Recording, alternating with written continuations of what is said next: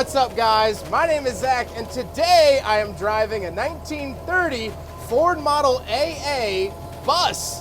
Up front is a 3.3 liter inline 4 and down below is a 4-speed manual transmission. Now I am super excited to be driving this because it is a school bus from the 1930s, which is just so fun. It has a mostly wood construction, which is why I'm yelling. There's a lot of sounds going on, but we're gonna have some fun today. If you'd like to submit your own vehicle and have it reviewed here on the channel, you can head on over to my website, zackradle.com/submit. It's a quick and easy submission form. It takes under a minute to fill out, and I come out to you. But let's get back to the 3.3 liter inline 4 or 201 cubic inch inline 4, whichever one you prefer. Well, it's the stock engine that comes in every other Model A. It makes about 40 horsepower, which struggles to pull the bus empty. I can only imagine how sluggish it feels when fully loaded. Like I said, paired to it is a 4-speed manual transmission. Now, this was an upgrade over the standard Model A. This transmission has an added granny gear to help the extra heavy vehicle get going from a stop. Last but not least, the Model AA bus is rear-wheel drive, and this is the distinguishing factor that makes it an AA and not just a Model A. The AA meant that it got a heavy-duty rear axle, most of which were dually. So tow trucks, buses, and delivery vehicles were usually an AA as opposed to just a Model A. They did make a Model A pickup, but that was considered a light truck, and that's just a Model A. Driving it, it's big.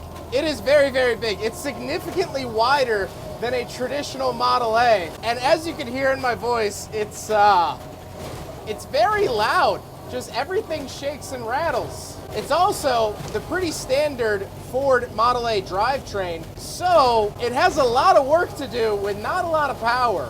About 40 horsepower. Once we get really going, you're not gonna be able to hear me for the rest of the video, so I'm gonna switch to a voiceover, but this is just the coolest. With that stuff out of the way, let's talk about the interior. Well, the gauge cluster is borrowed from the standard Model A, so the fuel gauge, key, amperage, and odometer are all the same. On the steering wheel, I get a lever for my headlights as well as my timing adjustments and hand throttle off to the right. To the left of me is an all-wood body. It feels like I'm in a museum, and it's because I literally am. The shifter is stock, but the high-low shifter is not, so that has been added. I have always wanted to do this. There it is! All aboard! The seat is very low and not at all easy to get into, but that's the least of my concerns. And because it is a bus, we have plenty of back seats to talk about. So I'm now in the back of the Model A bus, very back row because I'm a cool kid. You could tell how noisy it is back here because of all of this woodwork. Now, to be fair, we are driving through the grass, but all of this creaking wood. But there wasn't any big regulations in this time, and so wood was fine. Wood constructed a lot of cars in this era. Now, towards the 30s, wood was starting to be phased out, but definitely very, very cool. And just sitting back here and sort of thinking about, who was growing up in the 30s that might have ridden in a bus like this. The people who discovered the double helix probably rode back here. The person who invented the transistor radio probably rode back here. Those big ideas, big inventions of the 40s and 50s, those kids were in grade school at this time, and this is a grade school bus because you can see the ceiling is really, really low, and I've definitely thumped my head on it multiple times. So, such a cool experience, and we can slide over here. We do have windows that slide up with no tape lines telling you to only lower them a certain bit. You can lower these as much as you want. There's no mom and dad here today. So riding in the back here is just so cool, so unique, very creaky, but very, very fun. You gotta come to the Gilmore Auto Museum and you can experience this because this is just, this is neat. Exterior-wise, the bus is of course very yellow. However, yellow actually wasn't the standard for buses back in the 1930s. There wasn't any standard set at all. The coach work was also played fast and loose in those days. If you could bolt it to the frame, you could drive it down the road, and that's the case here, hence all of the creakiness and wood used in this vehicle's construction. So what are my final thoughts after driving a Ford Model A bus?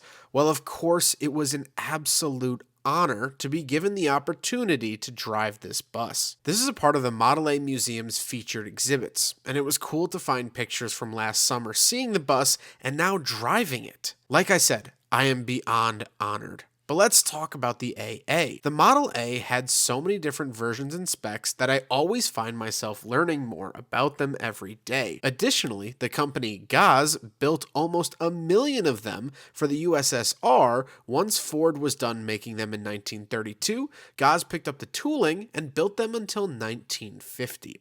So not only did the Model AA help motorize America, it helped motorize the world. It's also fascinating to me, having driven buses and more modern vehicles here in 2024, to see how far that we've come. The maximum speed of this bus is 25 miles an hour in its standard formation. These kids were not getting to school on time in any reasonable hour. Also, this was a elementary school bus because the ceiling is incredibly low and I kept bashing my head on all of the woodwork. But speaking of the woodwork, cars and vehicles and buses used to be made out of wood. I mean, it's absolutely absurd, and driving down the road, you understand quickly why that is no longer in practice, because I couldn't even talk over the squeakiness of this bus. So very, very cool, but I can't say it was very safe. I hope you guys enjoyed the video. Huge, incredibly large thank you to the Model A Museum in Hickory Corners, Michigan for allowing me to drive this piece of history.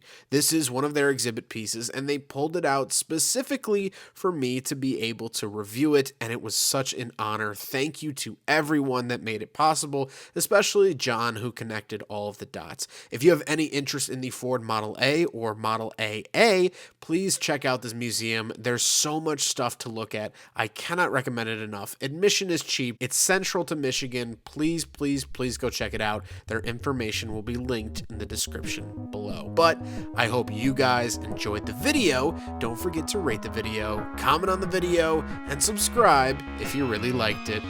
Take care, guys.